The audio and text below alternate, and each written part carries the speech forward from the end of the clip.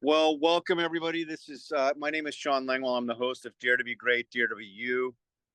This podcast is really, if you like honest and real stories from real people that are just like you and I, this podcast is for you. This is not about greatness in the sense of everything since sliced bread, but today we have a very special treat.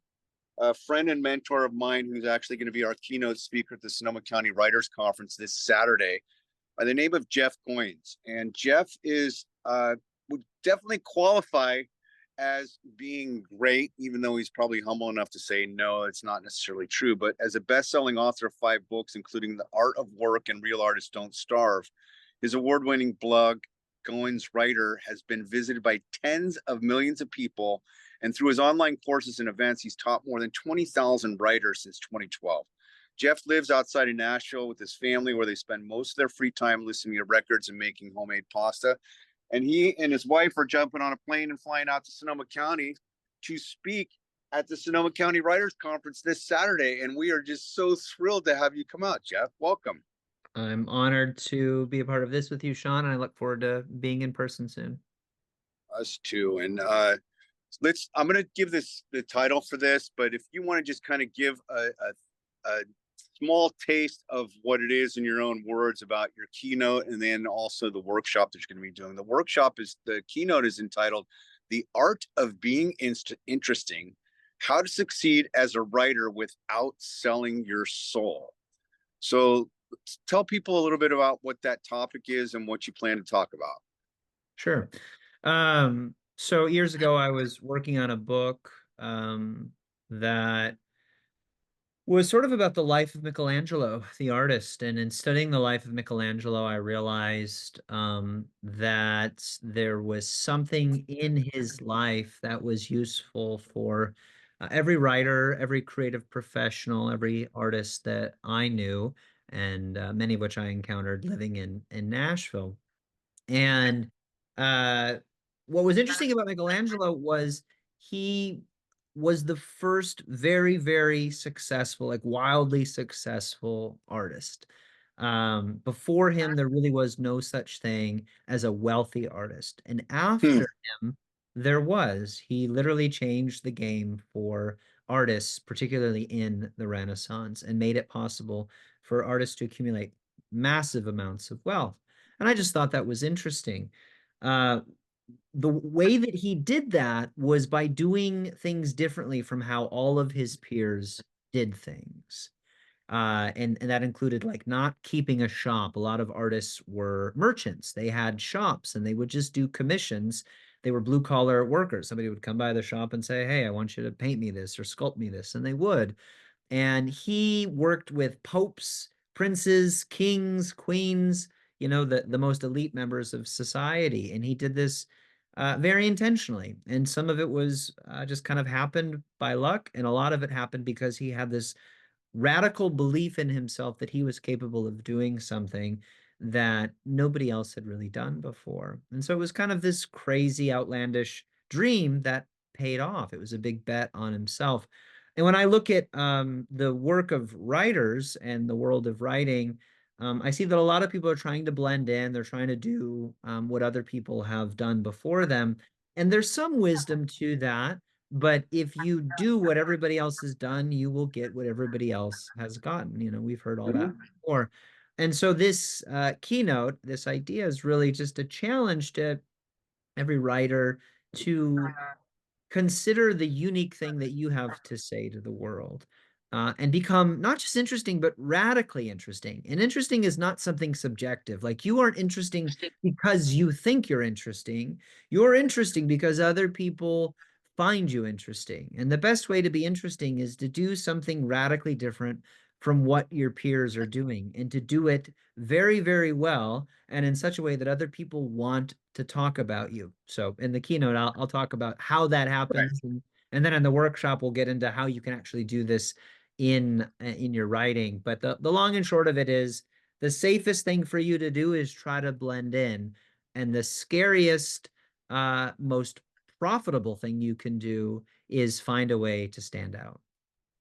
That makes total sense, and it's a challenge too for being an artist. And I spend most of my time, quite honestly, in my left brain because I'm in sales and marketing, and you Sure. come from that background as well. And part of the challenge that, as far as a workshop goes too, is how to balance and blend in the marketing with the creative process. And you know this firsthand because you and I have talked about it. It's not easy, but how are we going to, going back to the keynote for a second, it's not always as readily apparent for an artist or an author to think in terms of being interested. They have something they're passionate about, but Right. take it outside, because that almost jumps into the left brain, right, Jeff? I mean, you're thinking outside from a marketing perspective, and how do you determine that? And I'm not going to steal the thunder, because people who Yeah, want to sure. find out need to show up to the conference. For $1.50 or $1.75, it's totally worth your time just to hear Jeff speak for 2.5 hours. So, um, what else could you add to that, though, without spilling the beans on the conference? Yeah, no, I think it's a few questions. One is, who is it for? So, when you're writing anything, you need to have some idea about who your audience is. Now, this can change, it can evolve, but it needs to be somebody other than yourself. And I like thinking of an individual, not a group of people, but Right. a book is a conversation. Like, you never write a book for an audience, you write a book for a person. People aren't buying your book and like reading it at the dinner table typically. They're not experiencing it in a communal setting. They're experiencing it in an individual setting. So you write books for individuals. So you need to think about, who is this actually for? And then you need to ask the next question, which is, what do they take for granted? That's a Uh, great question. Yeah. yeah, about a certain topic. So who is this for? And then essentially, what is the book about? And then what is the reader taking for granted? And then the third piece of it is, how can you challenge that assumption? Because Mm, we talk about books that get us thinking differently about conventional topics or ideas, right. right? So my son recently over fall break just read the entire Hunger Games series. Oh, He wow. never he just picked them up. Like, this is what he does. He just like, I'm gonna read this, and read all 1,200 pages or whatever of the Hunger Games in the past week or so. And he would like read a book in a couple of days, and then we would watch one of the movies. But that story is a great example of an interesting take on an old idea. And, Hmm. and the book itself is not particularly it's not a new idea. It is essentially Roman gladiator meets um, kids in the near future, in a dystopian future, fighting each other to death in this televised entertainment based thing. So it's kind of blending a bunch of old ideas together into something that's new and interesting. And those books sold what, hundreds of millions of copies or something. Wild bestseller. But the thing that made it interesting was they were taking something old and they were making it new again, and then they were challenging their reader. And this was, this came right after kind of the Twilight craze. And it's just a darker, more interesting approach to young adult fiction. So that's a small example of something that was immediately interesting, not because they tried to reinvent the wheel, but they took a bunch of different things and combined them in a new way. And so sometimes being interesting isn't being radically different, it's just being different enough that it's worth talking about. No, and that's a good point to make too, Jeff, because there's this concept, and myself included, I always felt like I had to have something 100% wildly unique or original. And really, what was it original with a lot of the stuff I write in the self-development space is the stories that I've lived that I use as anecdotal evidence for this, whatever the topic I'm talking about. Those are unique, and some of them are pretty interesting. Some may be boring for other people who've experienced it, but that's something that, for our audience, your audience, the individuals that show up that are looking for those one or two things, is to not try and hit a home run, but use an old baseball analogy, hit singles, but be creative with the process of how you were going to get from first to home plate to score a run, to stick with the baseball metaphor. Totally, yeah. And that, you know, that's a shift that goes back into the marketing side that you and I were talking about briefly. Is how do you do that? How do you think of this without getting into the whole imposter syndrome and that self-loathing type of mindset? And you taught me several years ago that a lot of it is just stick to what you know, but also be an observer of different things that are going on and what interests you, what might be interesting to other people. I hope that people resonate with what you're sharing in your topic, because I'm stoked about it. The overall registrations are better than they were 2 years ago, and it's really really exciting. And let's talk briefly without going into it, because I want people to show up for the workshop. It's something you and I talked about as far as how to bake the marketing into the creative process. What can you tell people in this short podcast right now of what to expect with that workshop? Well, so most people write books and then figure out how to market them. And I learned the hard way that the best way to market a book is to be thinking about the marketing while you're writing the book. So it goes back to those questions that I asked. One, who is it for? Mm-hmm. Two, what is it about? And what does your primary audience assume that you're going to challenge? And then three, how do you intentionally and artfully pick a fight with one of those ideas? And as I shared, it doesn't have to be radically different in order for it to be interesting, in the sense that you're taking some common idea, some belief that your audience has, and you're attacking it. So how does that become a marketing plan? First, you have to write an interesting book. An interesting book is something that can be objectively measured. Are you making something old new? Are you saying something good is bad or bad is good? Or are you demonstrating that something small is actually big? And you can keep going in those sort of counterintuitive examples. Are you doing that? Are you writing to a particular audience? And are you saying something in such a way that builds on what has come before and you're adding something new to it? If you've done those things, you now have something that's potentially interesting. Now, relatively speaking, it's easy to market that kind of book, because now it's a question of how do I put this book in the right place at the right time where it's going to get talked about? And so when I'm working with, say, a client on a writing and book launch project, I want to get involved in the manuscript development process, because Mm-hmm. as a marketer once told me, once the book is done, the marketing is over, right? You can't, pardon the crass analogy, you can't polish a turd, you can't Yep. put lipstick on a pig. You've got to make something that's inherently interesting. So that means people are talking about this thing already, and your book is going to inject something new into the discussion. And then the third piece of marketing a book is actually just beginning the conversation. So that includes, how do I get on podcasts? How do I do giveaways? How do I share this book with Instagram and TikTok influencers, etc., or book reviewers, you name it, to get them talking about this? And so a lot of times I think people just write a book and then they like send an email or put it on Amazon or give away a certain number of copies. And they never really think about the substance of the book itself, which is the essence of all marketing. You've got Right. to say something worth disagreeing with. If you do that, you win, because when people talk about you, it's going to bring attention to your book. And the old adage about there being no such thing as bad publicity is mostly true. And so if you get people hating on your book and loving your book, you've won. And so that's the essence of the workshop. How do we get people to just talk about it? Because things that people talk about are things that become ideas that people talk about are become books that people buy. And so Yep. the first thing that you have to do as a marketer is not sell the book, but get the idea to spread. And that begins really with the formulation of the idea, and then making sure that you are presenting that idea in conversations where there is likely going to be some discussion and some dissent. You want disagreement.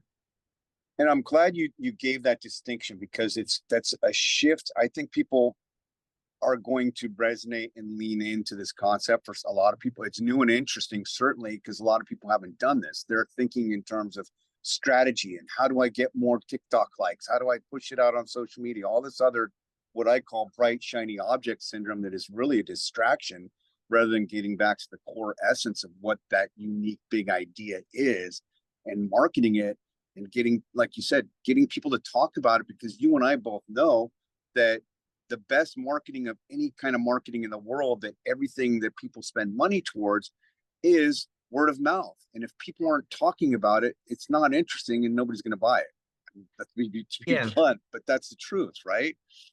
Well, yeah. And going back to the Michelangelo example, I mean, that's a lofty ideal. It's a big high bar to set. But Michelangelo didn't go around networking himself to death. He wasn't like, hey, have you checked out the Sistine Chapel? It's pretty cool. He spent he spent his life kind of doing two things. One, becoming truly great at his craft, which was actually a series of crafts. He started out as a sculptor, then, got into painting, and then later in life got into architecture and even construction. He was the foreman of a construction project for the last 40 years of his life, managing a team of over 400 people. He was Wow. basically a CEO of a company. Most people don't realize this about him. It was the last half of his life. He was building a cathedral in Florence, and so he spent a good chunk of his time becoming great, honing his craft. The second thing he did was he put himself in the right rooms, meaning he didn't Mm. try to make himself relevant to everybody. He found the most influential people in society. He ingratiated himself to those people, and then shared his work with them in a way that it spread. Book marketing is not so different. Writing a book is a form of thought leadership, especially a nonfiction book, but there are many novels that have changed the way we think about certain topics in society. And so your job, and look, I realize some people might just be like, I want to sell more copies of my young adult novel. That's fine. But you still are entering a conversation where there are people who have an unequal amount of attention. We would call these people Hmm. influencers. You want to get your work in front of those people. First, you want to make sure your work is so good and so interesting that it's worth paying attention to. And then you want to get your work in front of those people so that you give it a chance to be talked about. If you don't do that, as you said, Sean, you do spend your life and career as a writer spinning your wheels, going from one small transaction to the next. Yeah. And you can sell a lot of books as a writer, selling your books one at a time. You could probably sell 1,000 books doing that, but you're not going to sell 10,000. You're not going to sell 100,000 copies of a book just walking up door to door and trying to sell the book. You're going to have to begin some conversations that continue without you. And I maintain that begins with being better than average at what you do, and then doing some things that are intentionally different from what your peers are doing it, and doing it in a way where people are likely to talk about it. And that goes back to being interesting. This is so awesome. So let's segue. I don't want to take much of your time because you've got a lot on your plate, and so do I. But let's segue into the book. You threw out through the gauntlet and gave yourself a goal this last 30 to 45 days to write a book in 30 days. And tell people what that process has been like, just to kind of give them some motivation or whatever. If you want to talk about it, to share the title and what that process was briefly. Sure, yeah. Well, I just did it. I mean, it was just an experiment. I was calling my own bluff. I am by trade a ghostwriter and also an author. I haven't written my own book in about 7 years. And I also run occasional writing circles where I coach and teach authors on how to finish their books. And I kind of felt like, man, I'm full of crap. I'm telling people to do this thing that I'm not doing. And so I had this small circle of writers that I was coaching, just 5 other writers, and we would meet once a month for a couple of hours and talk about our works in progress. And I was just coaching them. They were paying me to coach them on completing their works in progress. And they were all just doing a killer job at it. And there was this one woman in our group, woman named Molly, who had written just a chapter of her book um, for like 3 months. She just kind of kept revising this first like 1,500 word chapter. And I totally get it. And I've been there before. And then I gave the last 30 days of a 3 month writing challenge, I gave the group a challenge to finish their manuscripts, to just do whatever they could to write as quickly as they could. And I shared with them the example of how Jack Kerouac wrote on the road in like a drug infused crazy weekend where he just went nuts and wrote, I don't know, 80,000 words or something.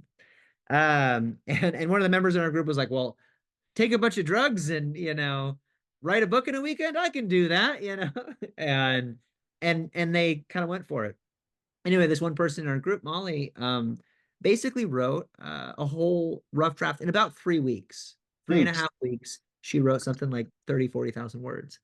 And I was so inspired by that. I was like, wow, I didn't really believe myself when I offered this challenge. And I've been saying, I should start a book for a while, and I've been writing in bits and pieces.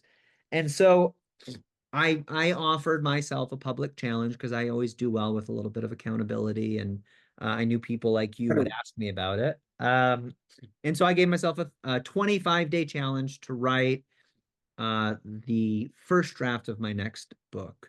And first few days, it wasn't going well. I kept just rewriting the same 1,500 words. And then one day I got really pissed and I told my wife, hey, I just need to disappear for a night. And I just went to Whole Foods and like got a beer and a slice of pizza and just had dinner there and just wrote for like 3 hours. And and it worked, and I got like 8,000 words. And then like the next day I wrote like another 5,000 words. And I mean, you've read bits and pieces of it. I started out writing what I thought would be like a how-to advice book on writing, and it kind of became this memoirish thing that was really fun and interesting. And so I just kept going. I realized this is what wants to come out. There's a lot of stories that need to be told. And I ended up with about 35,000 words written in the first 25 days. I gave it to my wife, who is an editor. I shared it with about a dozen or so people in my community, and they all gave me feedback. And now I'm in the process of revising it. We'll see what it becomes. Oh, that's great. And thanks for including me in that process. I mistakenly, your wife had actually accidentally left the editing notes open, and I hope it didn't tick her off, but it's No, just I liked all your notes. It I was put nice. notes in there and I'm like, wait, she's saying the same thing, but this isn't my call. And I'm like, you know what? Hopefully Jeff doesn't take it personally. I'm like, he's got big boy anyway. I'm No, I liked publicly your feedback. apologizing to you because I'm like, Yeah. but it's exciting. And that for those who have never done it, what Jeff just done, my wife's done it, I don't know, 7 or 8 times. I've done it 5 or 6, and millions of people across the country have done it with NaNoWriMo, which is coming up, National Novel Writing Month, which is write a book, write 50,000 words to a novel. It can be, as Anne Lamott lovingly says, a shitty first draft, and it probably will be, but it Yeah. can be done. And whether it's interesting or not, I think it's great to work those muscles. So Jeff, I'm looking forward to seeing you in less than 4 or 5 days. This has been just an awesome treat. I'm so thrilled that you and your wife are coming out, and can't wait to meet you in person. Um, how do people find out about you when you come out with the next book? I know you've got a great blog on Substack. Drop your digits and I'll drop digits on how to get into the conference. Sure, yeah. Just check me out on Substack. My name is Jeff Goins. You go to jeffgoins.substack.com. That's where I do most of my writing, a new essay every week or so, share about writing and life. And you can find all my other stuff there as well, links to books and whatnot. So, and this has been Dare to Be Great, Dare to Be You. We've been visiting with Jeff Goins, who will be out here for the Sonoma County Writers Conference. If you are anywhere within, 50 to 100 miles of Sonoma County, some people are actually jumping on a plane like our keynote speaker, but come check us out. It's redwoodwriters.org, and it's all spelled out, Redwood, WRITERS.org. There's a link for the Sonoma County Writers Conference. I'm the chair, and I'm just thrilled with the lineup that we have. It's going to be a little bit of everything for those who are serious about the craft and the marketing aspects of writing. That's what we try to put together for you. So, Jeff, I'll see you on Saturday, and have a safe flight, and we'll see you in a few days. Sounds good. Thanks, Sean. All right, take care.